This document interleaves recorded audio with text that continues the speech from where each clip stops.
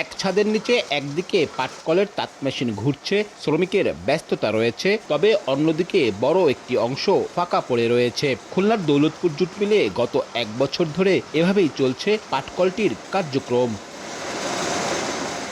আর্থিক ক্ষতির মুখে 2020 সালের জুলাইয়ে খুলনা অঞ্চলের 9টি রাষ্ট্রায়ত্ত জুট মিল বন্ধ করে দেয়া হয়। এতে চাকরি হারান স্থায়ী অস্থায়ী প্রায় 30,000 শ্রমিক। বেসরকারি খাতে ইজারা দেওয়ার পর 2023 সালের সেপ্টেম্বরে ফরচুন গ্রুপ চালু করে দৌলতপুর জুট মিল। পর্যায়ক্রমে আকিজ গ্রুপ চালু করে জেজেআই জুট মিল, ভারতীয় প্রতিষ্ঠান রিগাল গ্রুপ চালু করে ইস্টার্ন জুট মিল। পূর্ণাঙ্গভাবে চালুর কথা বলা হলেও 1 বছরেও সক্ষমতার 1/4 যন্ত্র চালু করতে পারেনি কর্তৃপক্ষ।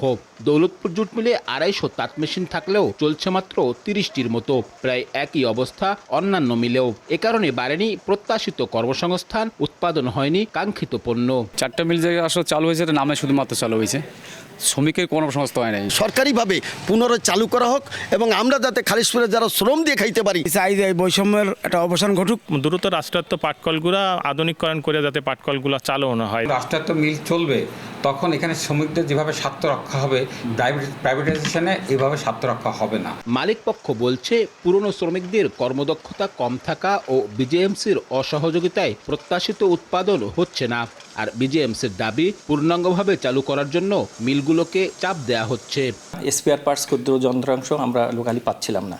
আশানুরূপ তাঁতিও খুঁজে পাইনি, স্পিনার খুঁজে পাই না। ইয়াং জেনারেশনকে গড়ে তোলার জন্য আমরা একটা উদ্যোগ নেই, সেখানেও খুব বেশি যে প্রোগ্রেস করতে পারছি তা বলা যায় না। তাদের উপরে সেই ইটা আছে যে তাদের সাথে যে কন্ট্রাক্ট অনুযায়ী তারা মিলগুলো পাক সেক্টর বা যার যার যে কন্ট্রাক্টে যেটা আছে সেই অনুযায়ী তারা পরিচালনা করবে বলে আমরা আশা করি। বেসরকারিভাবে চালু হওয়া এই 4টি পাটকলের মধ্যে জেজেআই মিলে প্রতিদিন গড়ে প্রায় 35 মেট্রিক টন এবং বাকিগুলোতে দৈনিক গড়ে 10 মেট্রিক টন পাটজাত পণ্য উৎপাদন হচ্ছে। বেসরকারিভাবে চালুর পর শ্রমিকদের মাঝে যে প্রত্যাশা তৈরি হয়েছিল, অর্থনীতিতে যে সম্ভাবনা দেখা দিয়েছিল, গত 1 বছরে তা পূরণ হয়নি। সংশ্লিষ্টদের অভিযোগ, বিগত সরকারের নানা ভুল সিদ্ধান্তে খালিশপুর শিল্পাঞ্চল ফিরে পায়নি তার হারানো ঐতিহ্য।